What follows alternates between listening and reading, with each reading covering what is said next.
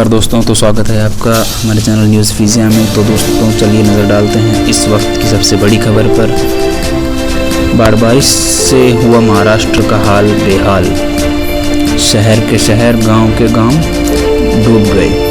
अब तक आसमानी आफत से 112 लोगों की जान चलेगी। इसमें रायगढ़ में पहाड़ के दरकने से हुई हादसे के बाद और बचाव का काम अब भी जारी है।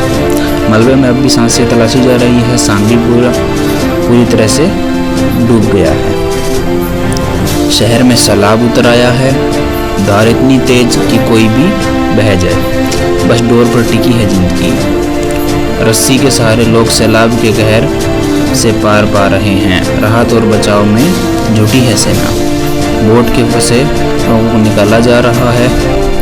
लोगों तक राहत का सामान पहुंचाया जा रहा है। दोस्तों, ज़्यादा जानकारी के लिए कमेंट बॉक्स में अपनी राय दें और महाराष्ट्र के लोगों के लिए आप भी प्रे करें कमेंट बॉक्स में। Thanks for watching my video दोस्तों। Thank you so much.